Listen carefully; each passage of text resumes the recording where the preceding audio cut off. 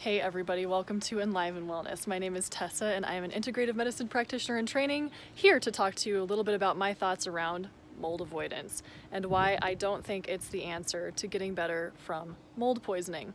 All right, so first of all, I lived in a moldy apartment. I lived in multiple moldy apartments, like probably about 3 of them in my life. And of course, like, let me preface this whole video by saying that it's not that I think that mold is not a problem, all right? I do think that, I'm not saying it's not poisonous. I'm not saying that it's not bad. I'm just saying that there is this whole movement out there called mold avoiding.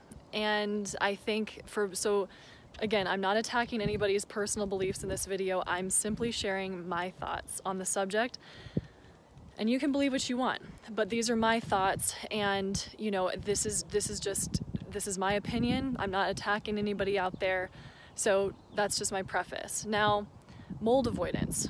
I've heard so many different things from different people about what is mold avoidance, and do I need to burn all my things? Do I need to get rid of everything? And do I need to go live in a tent or go live outside and only be outside and do I need to avoid mold the rest of my life? And my answer to them, for me personally, is no. No. And let me explain why. We have been living with mold for so long. All right, mold has been a piece of this, has been a part of human existence forever. And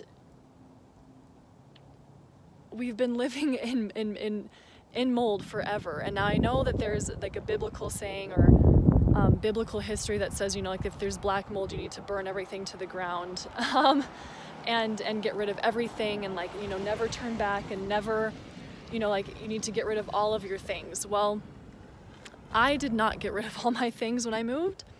I didn't. I did get rid of a lot of things, but I didn't get rid of everything. And I still am getting better. And I'm still at the gym in the morning. I'm working out harder than I have in the past. My breathing is better. I don't have pain in my body. I feel like I'm back to my old self. I feel like I'm like Tessa again. And a lot of you out there suffering from mold poisoning kind of know what I mean by that, where you feel like you just lose yourself and you feel like you're not yourself anymore. I'm back, and so it's possible for you to get back too. It's possible for you to get yourself back, even if you're living with some moldy items, or for me personally, again, I'm not saying that you don't want to get remediation done in your home. If you're living in a moldy home, don't go seeking out the mold. That's not what I'm trying to convey here. What I am saying is that mold is not the only problem. Guaranteed, there were other things going on in your system way before the mold came into the picture. And then the mold came in, and then it was your system it was the straw that broke the camel's back, so to speak.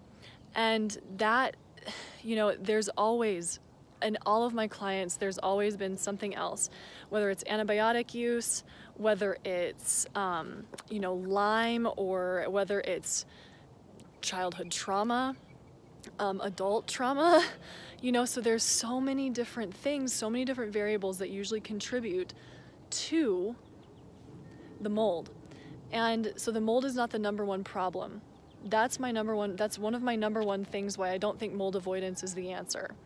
Because if you're thinking that you're going to get better totally by just avoiding mold, that's probably not true. There's definitely other things going on with your system. If you're being that sensitive, if those of us who are very sensitive to mold have other things going on with our system that we have to take a look at. Now, I'll get back to that in just a minute. But the other piece why I don't think that mold avoidance is the answer, the other reason why, is because it's completely unrealistic to think that you're going to live mold-free for the rest of your life. Ain't gonna happen. Who's to say that you would toss out all of your shit and then go buy a couch from someplace like IKEA, and then what if it was in a moldy warehouse? And then you buy this piece of furniture and then you react to the piece of furniture. Okay, what if your friend is living in a moldy house and then they come to your place and then there's like mold on their clothes? And what if you react to their clothes? Right? Like, what if you react to their clothing? And I know, like, when somebody becomes that sensitive to mold or chemicals or, all of that, there's something else going underneath. And I'm not saying, like, those of you who are that sensitive, my heart goes out to you so much. I'm in no way am I saying that you're weak. No, I think that you guys are going through hell, and that breaks my heart. But it's not about the external environment. You can only control the external environment so much. What you can control a lot more is your internal environment. And that's where you need to become more resilient in your body. Become more resilient in your own self. And then the chemical sensitivities and sensitivities to mold go down. Like, I work every week out of a moldy building, and I train clients in a moldy building, and I don't get my butt kicked anymore. Like, I go in and it's very, very moldy, and I don't come out of there feeling like crap. I work out in there and I don't feel like crap. So it's like, you can get to the point where you're not sensitive to these things anymore. Like, I can tell when a place is moldy, but I'm kind of like, okay, like, maybe I'll take a little bit more clay today. Or, maybe I need to take a little bit more turmeric. Same with certain foods that I eat. Like, I was just able to reintroduce carrots, but because my internal environment's getting more clean and healthy and happy, my system's able to handle it. Which, again, like, in the past, like, it was like I would fart all day if I ate a carrot. Not anymore, which is awesome. And like, mold in the past, like, I would go into this gym, I would smell the mold, and I would be like, oh, like, I could feel that brain fog come over me.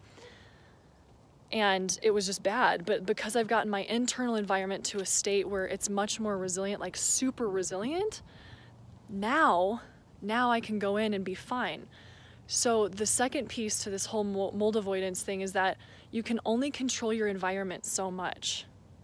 And realistically think that, like, the environment is going to be contributing to, so the environment contributes to your state, but it's not the only factor. If you are so sensitive to smells and mold and anything like that, there's something else going on inside of you, and it's really important to pay attention to those things and to help heal those things, to help heal your internal environment, because you cannot control the external environment as much as you'd like.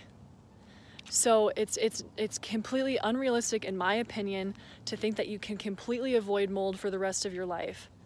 Because personally, like, I'm like, I don't want to go live in, like, a trailer in the middle of nowhere for the rest of my life.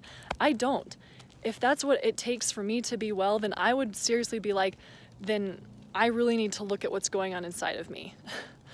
Because if that's what it takes for me to be okay, then to me that seems like, wow, like, I don't think that that's the answer. I really personally don't think that that's the answer. I don't think that we need to live in a bubble.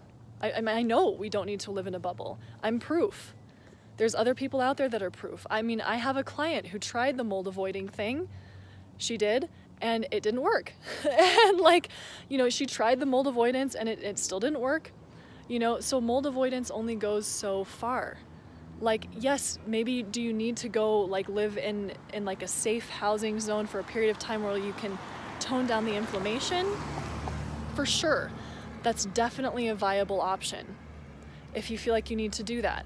But to think that you need to do that for the rest of your life in order to be well, and that you need to avoid all mold for the rest of your life to be well, in my opinion, is completely unrealistic. Because, again, mold is going to be everywhere that you go for the rest of your life.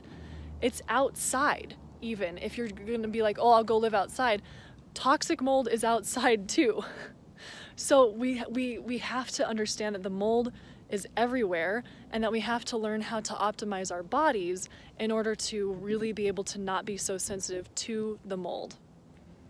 So, I get really upset when when my clients like come to me and they're like, oh my God, like, do I have to get rid of like all the things? Do I need to get rid of everything? And do I need to go live outside and live with plastic furniture? And I'm like, I personally don't think so. And I know that this video could be very controversial for the mold community. And it's really hard for me to like, I mean, it's not hard for me, but it's been a little bit nerve-wracking for me to actually make this video, because this is me putting my opinion out there to the world. And I really, seriously, like with the mold avoidance thing, I personally am very strongly saying that I don't think it's the answer at all. I think it's unrealistic. I think that, you know, we cannot live in a bubble. I don't want to live in a bubble. I want to be a cockroach, as I like to say. I want my clients to be cockroaches so that they are not as sensitive to mold and chemicals and biotoxins. So it's about taking care of the container. It's about taking care of the container. You can only control your environment so much, so don't make yourself crazy. Like, especially if you're going through a mold move or something like that. Like, oh my God, like what if this still has mold on it? What if this still has mold on it? Like, you know, do the best you can with the move if you're going through the move. And I have lots of tips and tricks for like how to go through a mold move, like how I did it. But don't make yourself go crazy that you're like, that everything's contaminated and like, you know, I know it can be scary. I know it can be scary. Believe me. I was like, oh my God, is my teddy bear still contaminated? You know, I've wondered that in the past. Oh God, like, should I have burned Snuggle Bear? Like, should I have? No, I didn't want to get rid of Snuggle Bear. I've had him since I was born. So I made the choice to like keep certain items. And yes, I took certain precautions like fogging when I moved, but you know, did I get rid of everything? No. Was my move perfect? No. Am I like leaps and bounds better than I was? I'm back to myself, guys. Like my energy is steady and like stable, and I'm strong, and like my cardio is amazing, and like I'm sleeping fine. Like, you know, I mean, there are nights that I'm not sleeping because of stress, because of school. That's a whole other story. But I wake up with energy. I have a very clear head, no brain fog, no pain.